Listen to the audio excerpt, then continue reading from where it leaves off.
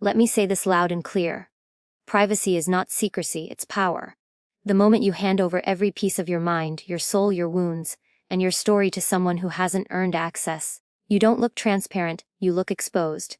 And exposure without protection invites exploitation. In a world that constantly tells women to be open, honest, vulnerable, as if those are the only markers of intimacy, I want to challenge that script. Not everything that's personal should be public. Not every thought needs a stage. And not every emotion deserves an audience. Because what you share too soon, too quickly, too freely, can be used to write a story about you that you didn't approve. You were not put on this earth to explain your every scar, justify every decision, or broadcast your insecurities as proof of your strength. Real strength is restraint. Real control is knowing what not to say. Power is preserved, not performed. The moment you spill everything is the moment you surrender the upper hand. Not out of love, but out of habit. Out of conditioning, out of the fear that if you don't reveal yourself, you won't be accepted. But let me tell you, this silence isn't weakness, it's strategy. Boundaries aren't walls, they are gates with keys that only you control. You don't owe anyone access to the most sacred parts of you, until they've shown they can protect what they're asking you to share. And many never do. Your inner world is not a proving ground for someone else's comfort. There are chapters in your life that belong to you and you alone. Your past pain, your childhood wounds, your deepest fears, your financial decisions, your silent battles. These are not confessions to be handed out like coupons in exchange for closeness. These are private territories. Guard them like you would guard your home. Because once someone enters without permission, they leave fingerprints you can't erase. Self-respect is refusing to make yourself emotionally naked to anyone who hasn't shown up with consistency, honor, and emotional intelligence. If someone can't meet you in strength, they don't deserve your softness. If someone can't honor your privacy, they don't deserve your truth. Your soul is not up for auction. Your pain is not their playground. You don't have to bleed to be believed. You don't have to unravel to be seen. And you don't have to disclose to be worthy of love. What makes you powerful is what you withhold, not what you spill. Dignity lives in discretion. So here is what I want every woman to take from this. Own your story, but don't hand over the pen. Keep your sacredness sacred. Let them earn the right to know you. You are not obligated to be an open book in a world that only reads to judge. Start today, draw the line, reclaim your power. And remember, the most powerful thing a woman can ever say is nothing at all. Privacy is not about hiding who you are. It's about choosing who is worthy of knowing you. In a society that constantly pressures women to open up, share more, and lay everything on the table, there is something revolutionary about holding certain parts of yourself back. Not because you're ashamed, not because you're secretive, but because you understand that your value does not increase with your exposure. You are not more authentic just because you've revealed every corner of your soul to someone who hasn't earned the right to see it. You become more powerful when you realize that not everything needs to be spoken to be understood. When a woman understands the power of privacy, she moves differently. She stops broadcasting every emotion in real time. She doesn't use her story to gain sympathy or prove herself. Instead, she becomes deliberate about who she allows into her world. Her energy becomes more focused, her presence more intense. Because people know they aren't entitled to her. They have to work to get close. They have to show respect to earn trust. That's the kind of presence that commands real admiration, not the kind that begs for it. There is a difference between secrecy and sovereignty. Secrecy is rooted in fear, privacy is rooted in self-worth. Secrecy says, if they knew they'd run. But privacy says, they don't deserve to know unless they've earned it. It's the confidence to walk into a room and know that you carry stories no one can manipulate, no one can weaponize, and no one can define you by. That kind of emotional self-protection isn't cold, it's courageous. Women are often taught that to be close, to be loved, they must spill everything. Lay their traumas bare. Make their pain visible, but pain is not proof of love. And closeness doesn't require confession. Real connection honors boundaries. It doesn't demand you to bleed on command just to feel seen. In fact, when you keep certain things for yourself, you become harder to shake, harder to control, harder to exploit. Because your peace no longer depends on who gets you. It depends on who you allow near you. The truth is, not everyone who listens is listening with love. Some people are gathering information. Some are building a blueprint to manipulate your heart later. When you give too much too soon, you give them a map to your vulnerabilities. And not everyone will use it to protect you. Privacy becomes your armor. It keeps your dignity intact when others try to invade it.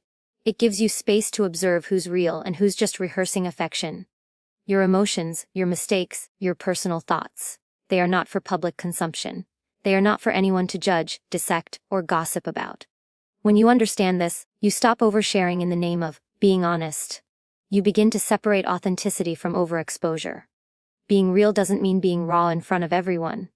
Being real means being selective, intentional, and grounded in who you are, even when you say nothing at all. Privacy also protects your growth. You evolve best in silence, not under scrutiny. The things you're working on, your healing, your ambition, your transformation deserve quiet. Not every moment needs an audience. Not every victory needs applause. Not every struggle needs witnesses. Your inner world should be a sacred space where you can break down and rebuild without fear of being misunderstood or misused. You don't need to explain why you're private. You don't need to justify what you keep to yourself. In fact, the more you feel the need to explain, the more power you're leaking. Let your silence speak for itself. Let your presence communicate what words never could. There is something magnetic about a woman who holds herself with mystery. Not because she's hiding, but because she's whole. She knows what's hers and what the world can never take from her. This doesn't mean you never open up. It means you choose who you open to, and when, and how much. It means you lead with strength, not desperation. With discernment, not impulse. You decide what gets shared, when it gets shared, and to whom. That level of self-command builds respect. Because when people know you don't hand yourself out easily, they treat your words, your emotions, and your presence like something rare. Privacy is the art of protecting your peace without permission. It's knowing that your silence can be louder than any story you tell. It's being so grounded in who you are that you don't need to prove anything to anyone. You simply show up, whole, guarded, selective, and that alone is enough.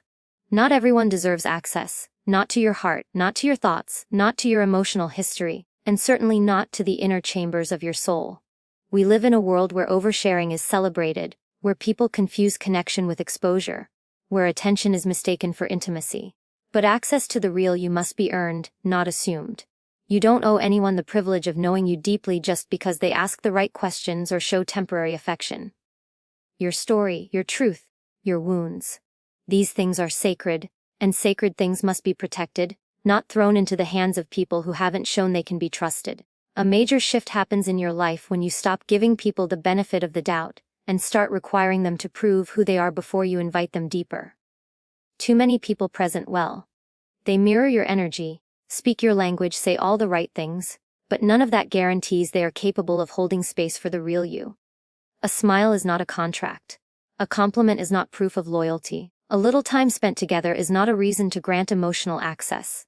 The desire to know you does not qualify someone to handle what they find. You must understand that access is not just about proximity, it's about influence. Who you let close gains the power to shape how you see yourself. They can affirm your worth or poison it. They can lift you or weigh you down. And once you've given someone emotional access, their words don't just bounce off, they sink in. That's why access should be earned over time through patterns, not promises. Through actions, not appearances. Trust is not given away freely, it's built, and it's built slowly. There are people who are charming but careless. They want to see your soul, not because they want to cherish it, but because they want to conquer it. They mistake vulnerability for submission. They don't ask questions out of care. They ask to gather intel, and once they have it, they hold it like leverage, ready to use it when it benefits them most. These people should never have been let in to begin with. But the truth is, they only get in when you believe everyone is worthy of access just because they want it. You have to get comfortable with protecting yourself before disaster strikes. Your energy is a resource. Your time is a currency, and your emotions are treasures. Stop handing them out like they're free samples. Not everyone is equipped to handle your complexity. Not everyone deserves to know why you are the way you are. Some people haven't done the work to hold space for their own emotions, let alone yours. If someone can't carry their own truth, what makes you think they can carry yours? Your pain is not a bonding tool. Your struggles are not ice breakers. You don't need to create connection through confession.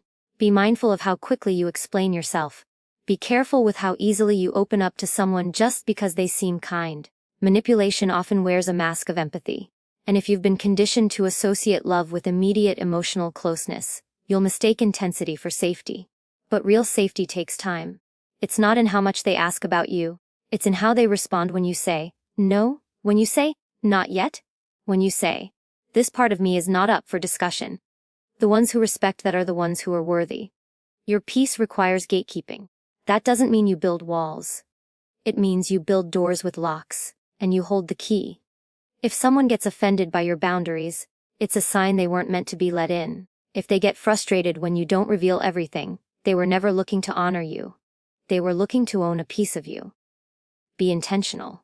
You don't need to be cold, but you must be clear. And being clear means you no longer confuse access with love. There's a difference between someone wanting to know you and someone being capable of knowing you. Many want access for selfish reasons. Curiosity, control, or validation. They want to feel special because they got close. But someone who is truly for you won't need constant access to prove their importance. They'll respect the pace. They'll recognize the weight of what you hold inside. And they'll wait for you to open up, not pressure you to.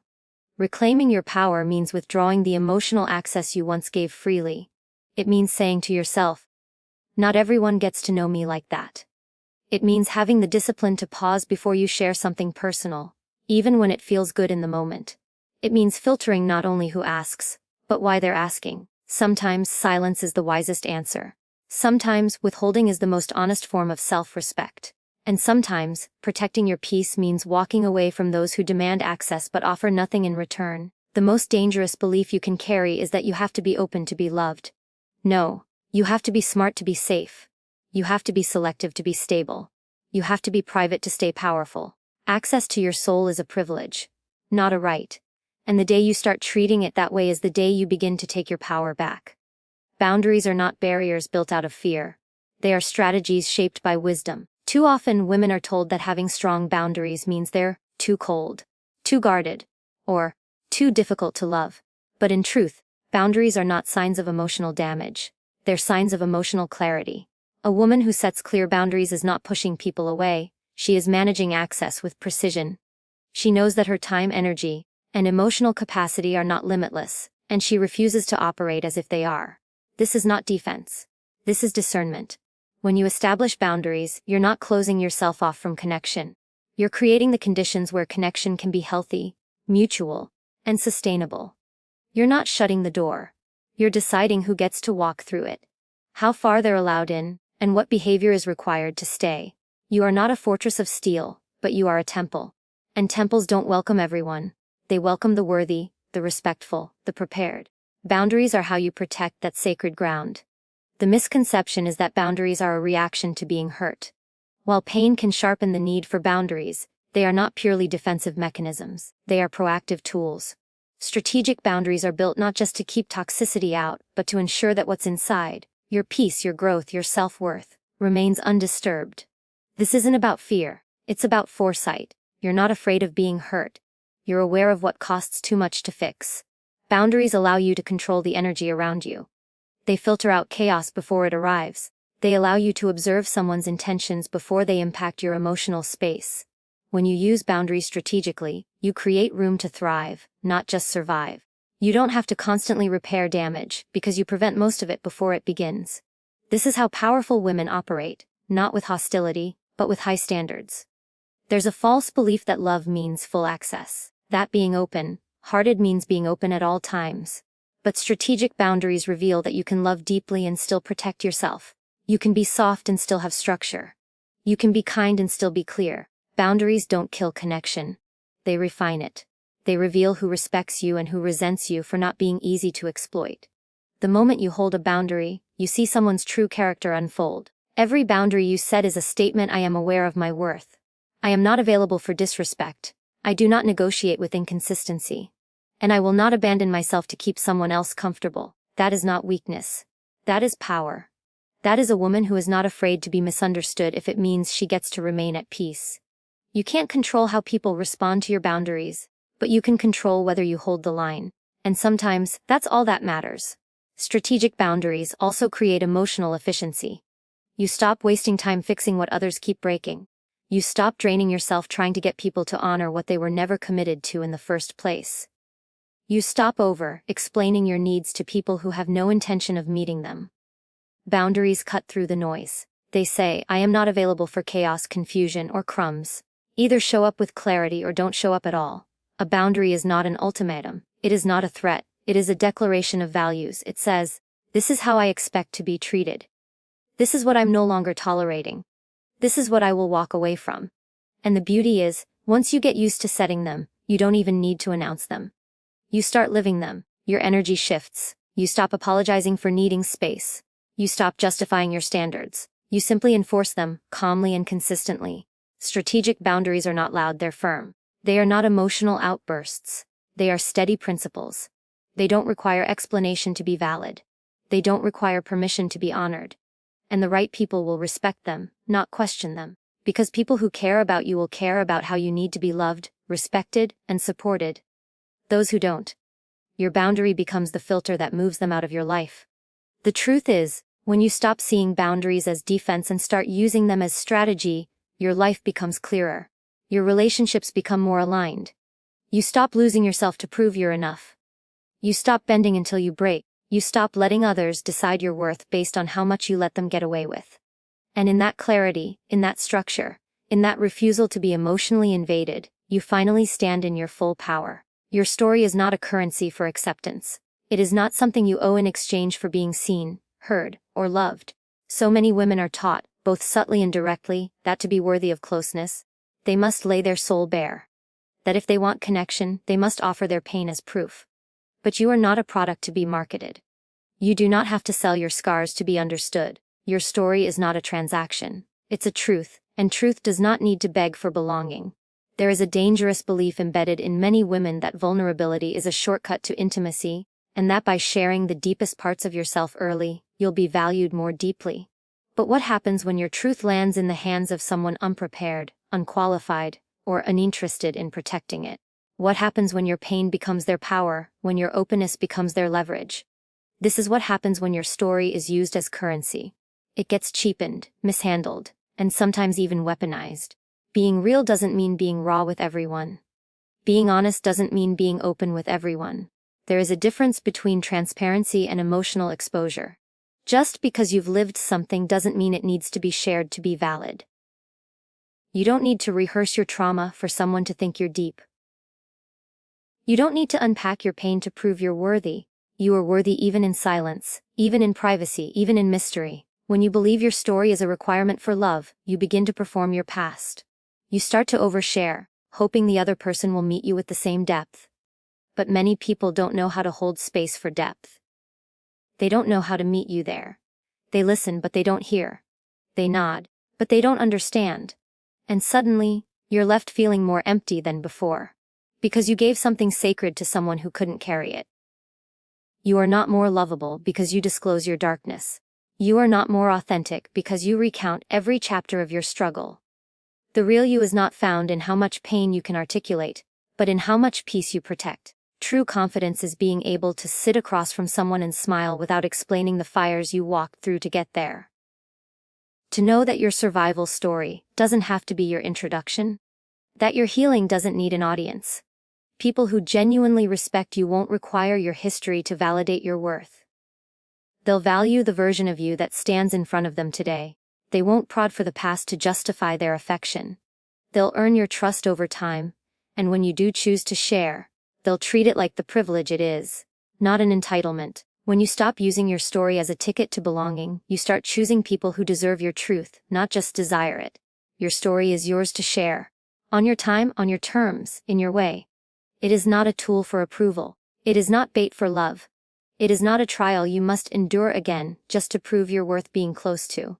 Let them love you without needing to unearth your every secret. Let them prove they are safe before you ever hand them your soul. Let your peace be the standard, not your pain. What you withhold does not make you less real. It makes you wise. You deserve relationships where you are loved for who you are now, not pitied for who you once were. You deserve spaces that don't demand your story as a sacrifice for inclusion. You deserve to be held, not because you've spilled everything, but because someone sees your strength and respects your right to choose what parts of yourself to share. Real acceptance never comes at the cost of your emotional safety. And if it does, it isn't love, it's performance. Too many women walk around bleeding emotionally, thinking that visibility equals value. But the world does not need your open wounds. It needs your healed presence. And if someone only stays because of how deeply you've let them in, then they were never there for you. They were there for access, not alignment.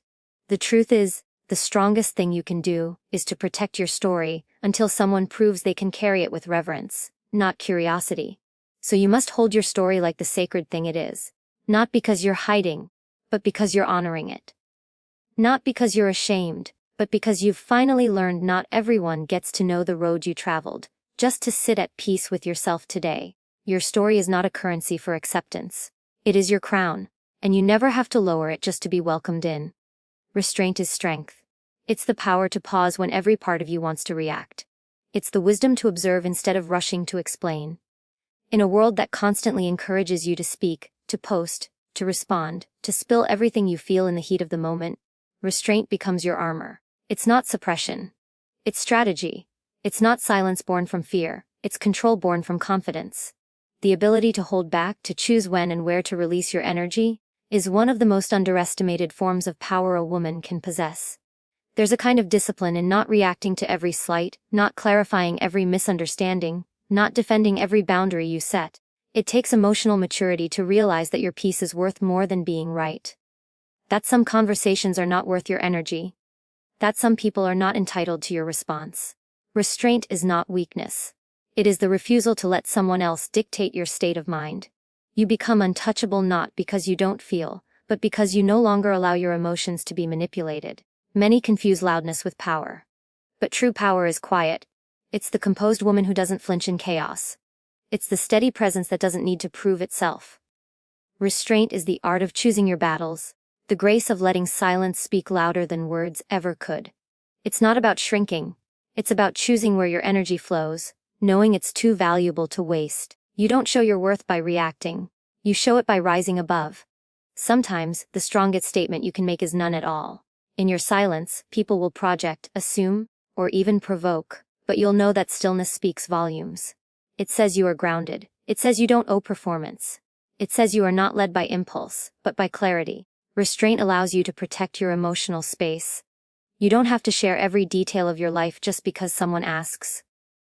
You don't have to validate your truth with an explanation. You get to choose how much of yourself the world sees. Restraint also allows you to maintain your mystery. There is power in being unreadable. When you're not easily triggered, when you're not easily figured out, you become harder to manipulate. Not everyone needs to know what you're thinking, how you're feeling, or what you've been through. Let them wonder. Let them guess. Let your actions speak for you, not your reactions. You don't gain respect by spilling everything. You gain it by mastering what you hold. It's easy to speak in anger. It's easy to vent, to lash out, to retaliate. What takes strength is to sit with discomfort and not let it control you. What takes strength is knowing when silence serves you better than confrontation. Restraint keeps you from playing into someone else's chaos. It allows you to stay centered when others are trying to pull you out of alignment. You don't need to match their energy. You rise above it. Restraint is also about timing. Knowing that not every thought needs to be voiced immediately. That sometimes the most powerful words are the ones you save for when they'll truly matter. That sometimes silence now will give you clarity later. When you practice restraint, you allow space for perspective. You let your emotions settle before making choices. You lead with intention, not impulse. And in that space, you gain a level of control that most never reach. Women are often pressured to be overly accommodating, to explain, to reassure, to emotionally perform. Restraint pushes back against all of that. It's the refusal to overextend just to be accepted. It's choosing to preserve your dignity over proving your point. It's knowing that not everyone deserves your emotional labor. When you lead with restraint, you teach others that your energy is not up for negotiation. That your presence is powerful, even when you're quiet. You don't always need the last word. You don't always need to correct the narrative. You don't need to prove yourself to anyone who's already decided not to understand you. Restraint lets you walk away in peace. It lets you carry yourself with grace. It keeps your emotional doors locked to those who knock only to disturb. It reminds you that your power lies not in how much you say, but in how much you choose not to. Restraint is strength because it's rooted in sovereignty. It means you own your emotions, your energy, your presence. It means you no longer allow other people's behavior to dictate your response. It means you are no longer baited by chaos, by drama, by demands. You hold your power in reserve, knowing that when you do speak, when you do act, it will come from clarity, not reaction. And that is a level of control that cannot be faked, only earned. Guard the sacred parts of you because not everyone who enters your life comes with clean hands or good intentions. Some are drawn to your light, not to honor it, but to drain it. Some seek your softness only to test its limits. There are places within you that carry years of healing, quiet strength, hard-won wisdom. Those are not for the curious, the careless, or the temporary. They are for the respectful, the consistent, the ones who show they can be trusted not just with your time but with your truth. You are not withholding. You are honoring. You are not cold. You are conscious. Your sacred parts are the essence of who you are when no one is watching. They are the dreams you haven't told anyone about, the beliefs that carry you through your darkest hours, the dignity you refuse to trade for approval. When you protect them, you are not being distant. You are being deliberate. You are saying, "This is mine, and it matters too much to be handled lightly." To guard these pieces is to acknowledge their value, and anything of true value is never placed in reckless hands. The sacred is quiet. It doesn't seek attention. It doesn't beg to be seen. That's why it's so often overlooked, and that's why it must be guarded. You don't have to explain your boundaries around what you hold dear. You don't have to justify why some stories, memories, emotions, or thoughts are not for public display. The more you heal, the more you realize how much of your life doesn't need to be narrated for others to validate. What matters most is how it sits within your spirit, not how it sounds out loud. Guarding what's sacred also means being mindful of where you place your emotional energy. It's not just about privacy, it's about alignment. It's about knowing when your inner peace is being disturbed by someone else's chaos, and having the strength to protect it without guilt. There is a difference between being open and being available for exploitation. You don't owe anyone unlimited access just because they show interest. Your soul is not a museum for strangers to browse. It is a sanctuary. Entry must be earned. There is strength in discernment, in choosing who sees you, not just who looks at you. Who hears you, not just who listens. Who holds space for you, not just who wants to be around you. Guarding the sacred means you stop mistaking attention for care, proximity for loyalty, and words for truth. You start paying attention to consistency, intention, and action. You stop giving away precious parts of yourself to people who haven't earned the right to witness them. You don't need to bleed to prove you're real. You don't need to confess every wound to be worthy of connection. Guarding the sacred means you no longer feel the pressure to perform your pain for validation. You understand that some things are too meaningful to be shared casually. That peace, once cultivated, must be protected. That strength, once regained, must be shielded from anything that tries to shake it. This is how self-respect begins to look like silence, solitude, and selectivity. The more whole you become, the less you feel the need to explain yourself. You stop offering disclaimers for your boundaries. You stop apologizing for being selective. You stop feeling guilty for not letting everyone in. You start seeing yourself as a gatekeeper to something sacred, and that something is you.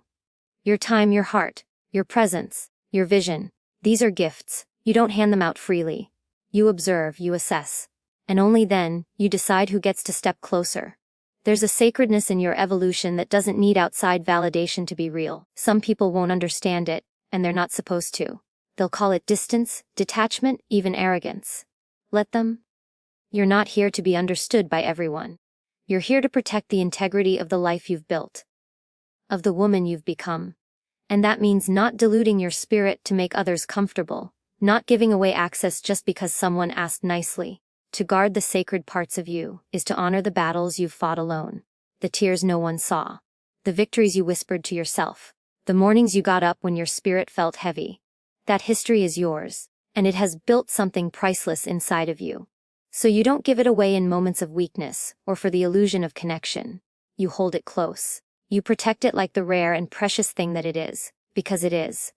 And in doing so, you remind yourself daily that what is sacred is never up for negotiation. That being a strong woman doesn't mean being an exposed one. That you can be transparent without being vulnerable to harm. That you can be kind without being open to exploitation. You can be present without being completely unguarded. And in that balance, in that powerful self-containment, you discover the unshakable peace that comes from living as your own sanctuary. Silence can be the loudest statement, the most unshakable form of self-possession a woman can master. When you stop explaining yourself, when you stop reacting, when you stop trying to correct the lies or fight for validation. What you're really saying is, I no longer need this space to recognize my worth.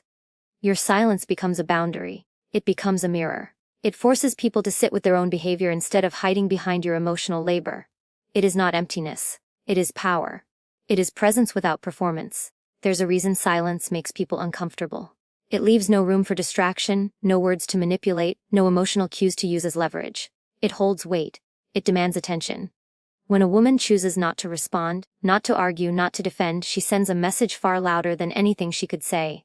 She is not disengaged, she is elevated. She has stepped out of the game.